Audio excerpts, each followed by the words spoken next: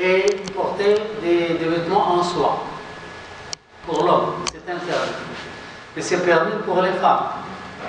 Les femmes peuvent mettre de l'or, elles peuvent porter des vêtements en soie. C'est interdit de manger dans des récipients en or et en argent, pour les femmes et pour les hommes.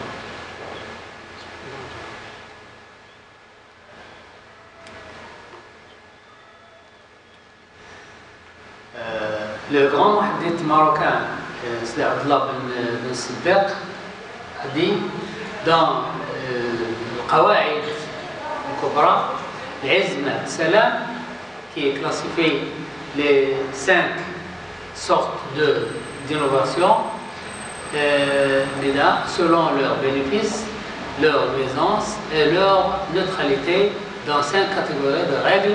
C'est l'obligatoire, bid'a ou hasana, obligatoire, il faut la faire quand il s'agit du bien pour le peuple. Recommandée quand il est bien, interdite quand elle est mauvaise, blâmable, il faut l'éviter, et permise que vous pouvez le faire si vous voulez. En donnant, donc il y a 5 degrés de bid'a. En donnant des exemples pour chacune de ces catégories et en mentionnant les principes de la loi sacrée qui vérifient cette classification. L'Izz ibn Abd Salam est un homme qui a fait une révolution extraordinaire. Elle a fait une révolution dans le monde islamique. Il y avait le Tatar et les Mongols qui envahissaient le monde islamique et qui ont tué beaucoup de gens. Ils ont, en Irak, ils ont tué 1 million de personnes dans un mois. Et ils ont envoyé tout le monde entre la Chine et la mer Rouge. Et puis, ils voulaient traverser la mer Rouge pour arriver en Égypte. Bien sûr, s'ils arrivent en Égypte, ils vont détruire tout le monde.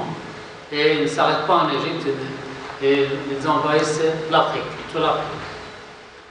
Alors, l'Izz ibn Abd Salam est allé chez les chefs, les commandants du pays de l'Égypte.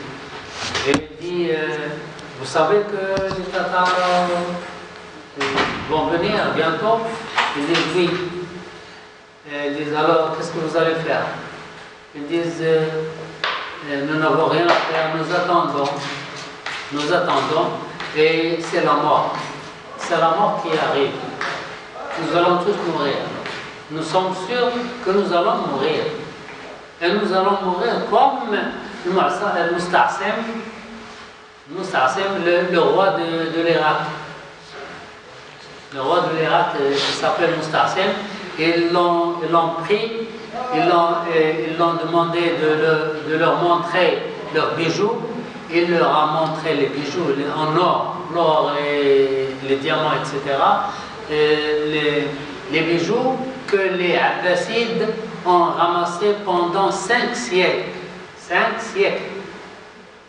Il les a montrés le trésor, ils l'ont pris, ils l'ont frappé, ils disent, si tu dépenses ce trésor pour ton peuple, il allait te défendre, mais tu la gardes pour toi seul. Bien. Alors, qu'est-ce qu'ils ont fait? Ils l'ont tué en marchant sur lui. Ils marchaient sur lui jusqu'à la mort. Une mort terrible. Alors, l'Izz ibn Abd Salam a dit aux dirigeants égyptiens, est-ce que vous voulez mourir comme Musta'sim?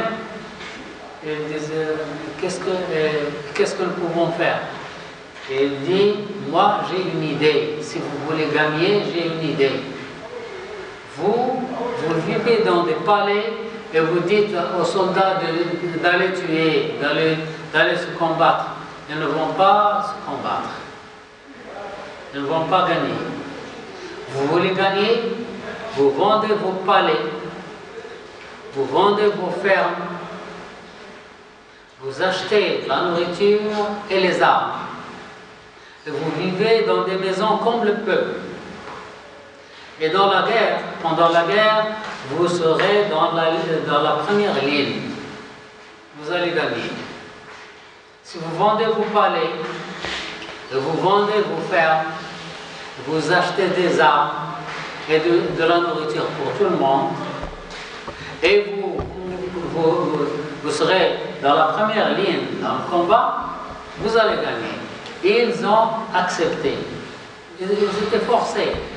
Ils n'avaient pas le choix. Ils n'avaient pas le choix. Premièrement, c'est le repentir, revenir à Allah subhanahu wa ta'ala. Deuxièmement, vendez vos biens. Troisièmement, donnez la nourriture et les armes aux gens. Et quatrièmement, soyez dans la première ligne. Et ils ont fait cela. Et ils ont gagné. Ils ont gagné l'armée imbattable. L'armée qui se disait imbattable. Maintenant, ce sont les sionistes qui se disent imbattables. C'est vrai, ils sont imbattables.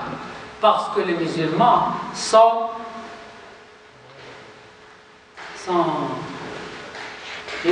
déjà morts. Les sionistes sont imbattables devant les morts, c'est naturel, c'est normal. Si les musulmans se réveillent, l'armée imbattable sera battable facilement. Mais il faut que nous avons besoin, les musulmans ont besoin d'un homme comme l'Izz ibn Abdessalam. Espérons un jour bien. Nous avons maintenant Erdogan qui est un homme musulman, un vrai musulman. Il y a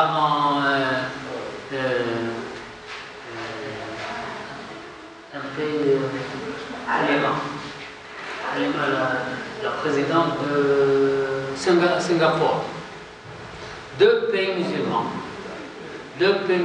qui sont développés et ils sont solides, ils sont sur une terre solide.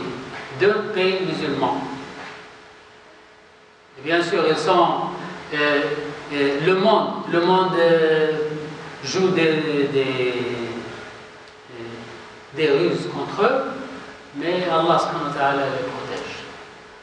Les autres, il n'y a pas un seul pays musulman ou arabe qui est